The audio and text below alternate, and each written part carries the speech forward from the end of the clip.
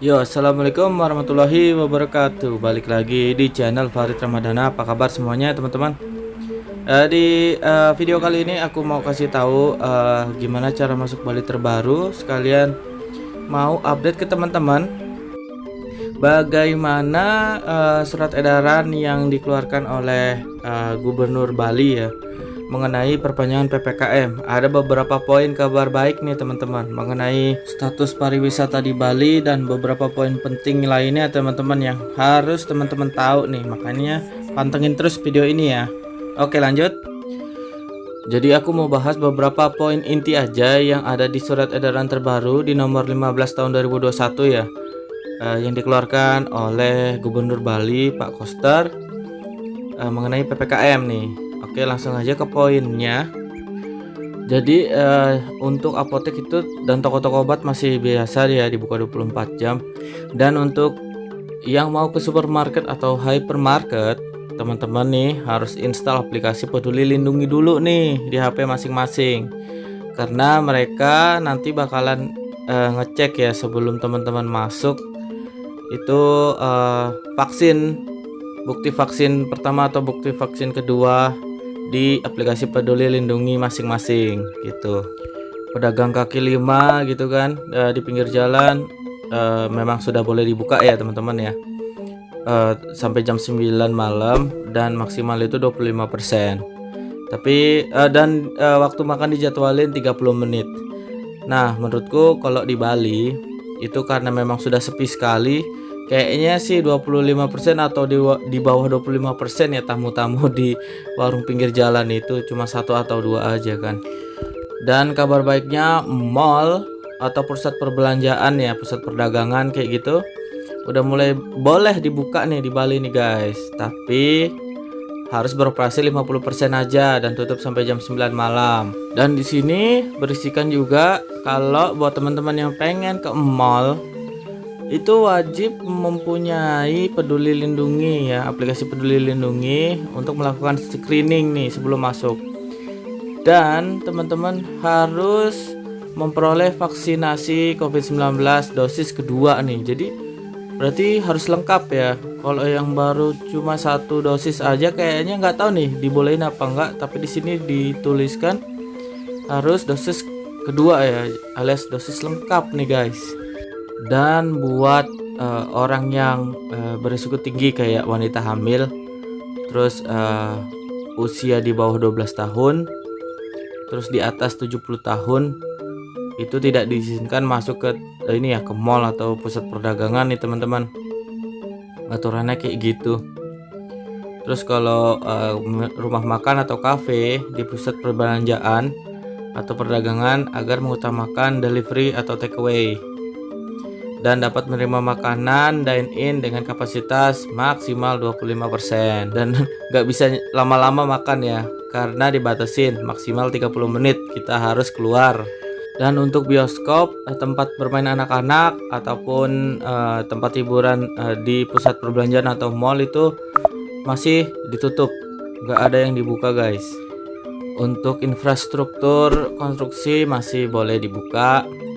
Dan untuk tempat ibadah kayak masjid, musola, gereja, pura, vihara, kelenteng, dan tempat lainnya itu sedapat mungkin tidak mengadakan ibadah berjamaah, disarankannya begitu, atau dilaksanakan dengan melibatkan jumlah orang yang sangat terbatas atas seizin Satgas Covid.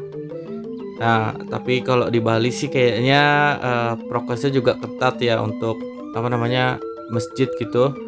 Jadi sepertinya sih aman, kayak berjarak, harus cuci tangan, pakai masker dan membawa sejadah sendiri itu sepertinya sih udah cukup ya guys. Makanya masih kayaknya peribadatan secara berjamaah itu masih dilanjutkan di Bali nih. Dan untuk fasilitas umum kayak lapangan renon gitu guys itu masih ditutup ya. Jadi saya lihat beritanya terakhir itu, saya belum ke sana, mungkin dalam waktu dekat saya bakalan ke sana. Tapi saat ini masih ditutup. Dan untuk tempat lain kayak kesenian ataupun sarana olahraga juga masih ditutup ya, untuk menghindari kerumunan katanya sih gitu. Dan juga untuk resepsi itu juga masih ditiadakan ya, belum boleh. Terus ini ada kabar baiknya kalau tempat daya tarik wisata alam, budaya sama buatan spiritual dan desa wisata itu mulai dibuka secara uji coba ya. Jadi itu kapasitasnya itu sebanyak 50% nih. Contohnya kayak pantai-pantai kayak gitu. Terus kayak desa Panglipuran, desa-desa yang untuk dikunjungi gitu kan. Tempat-tempat spiritual kayak Tirta Empul kayak gitu sepertinya akan dibuka tapi dengan menerapkan protokol yang ketat dan menggunakan aplikasi Peduli Lindungi nih. Harus nanti bakalan dicek sebelum masuk ke tempat-tempat tersebut. Nah dari sini semoga aja corona itu nggak meningkat lagi ya karena dibukanya sama pariwisata ini.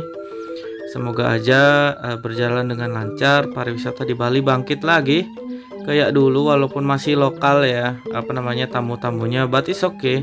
Selagi itu bisa buka dan warga-warga lokal juga bisa menikmati ya, bisa jalan-jalan lagi gitu walaupun memang dibatasi.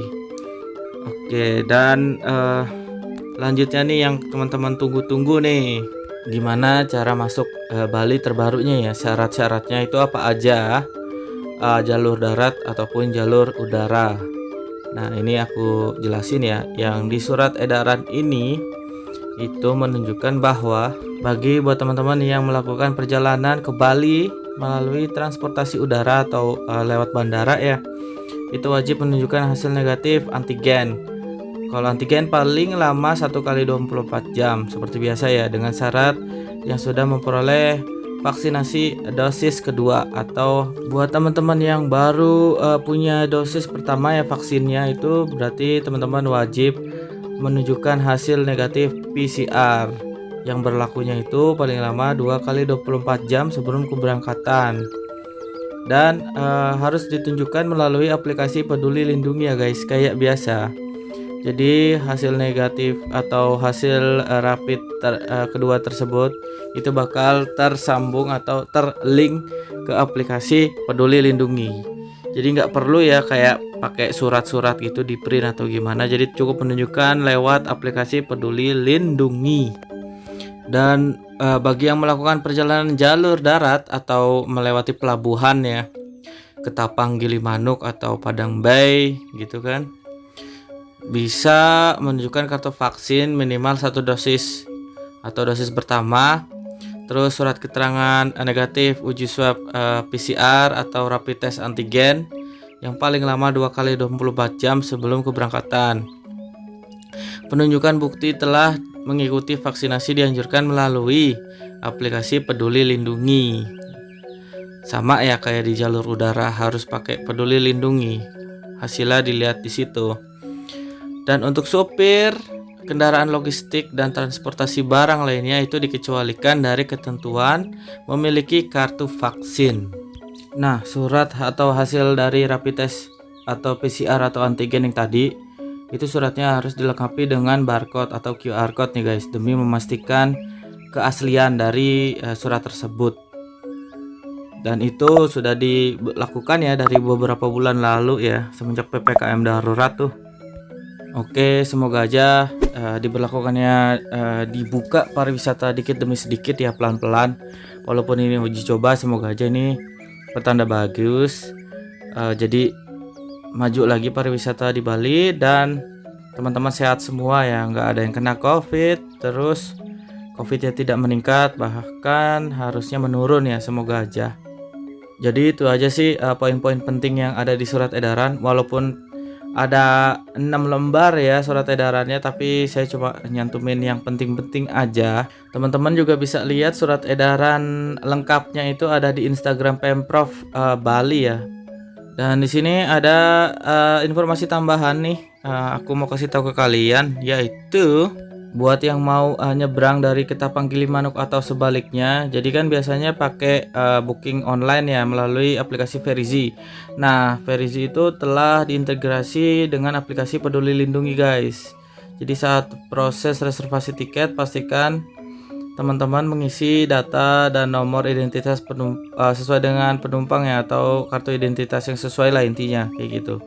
Dan untuk waktu penyeberangan itu kalau dari Pelabuhan Ketapang itu dimulai dari jam 6 pagi waktu Indonesia Barat sampai jam 7 malam waktu Indonesia Barat, dan setelahnya ditutup gitu. Dan untuk dari Pelabuhan Gilimanuk ke Ketapang itu dari jam 7 pagi waktu Indonesia Tengah ke jam 8 malam ya waktu Indonesia Tengah. Setelah itu ditutup gitu. Dan untuk informasi mengenai jalur udara, ada tambahan sedikit buat orang yang usia di atas 12 tahun dan tidak bisa vaksin karena penyakit tertentu. Teman-teman bisa menggunakan surat keterangan dari dokter spesialis dari rumah sakit tentunya ya. Terus perjalanan di bawah usia 12 tahun sementara tidak diperkenankan untuk melakukan perjalanan, khususnya itu ya udara ya. Tapi yang untuk jalur darat sepertinya sih boleh-boleh aja yang di bawah 12 tahun, karena ada beberapa penumpang yang share ke Farid Ramadana kalau dia bawa anak gitu dan tidak dipermasalahkan ya, jadi bolehlah nyebrang kayak gitu kawan-kawan. Jadi begitu aja informasi dari Farid Ramadana, semoga infonya ini sangat membantu buat teman-teman bagi yang mau melakukan perjalanan dari Bali ataupun ke Bali gitu kan. Dan semoga perjalanannya selamat ya sampai tujuan, dan buat teman-teman sehat terus, bisa melakukan aktivitasnya lagi seperti biasa. Dan mohon maaf jika ada perkataan yang salah atau informasi yang kurang jelas gitu ya di video ini. Dan mungkin buat teman-teman yang belum subscribe, jangan lupa langsung di subscribe channel ini, karena bakalan kalian temui informasi-informasi terbaru seputar Bali, jalan-jalan Bali, tempat-tempat hits Bali, dan informasi penting ya gimana cara masuk Bali yang jelas.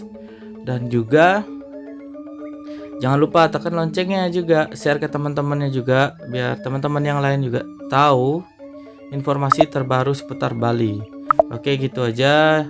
Bagi yang belum ngerti ataupun belum jelas, bisa langsung aja tanya ke kolom komentar ya. Mungkin teman-teman yang lain yang baca bisa bantu jawab, ataupun saya juga bisa bantu jawab ya, cari tahu informasi kalau ada pertanyaan. Oke, gitu aja guys, saya mau undur diri. Terima kasih yang udah nonton. See you in the next video.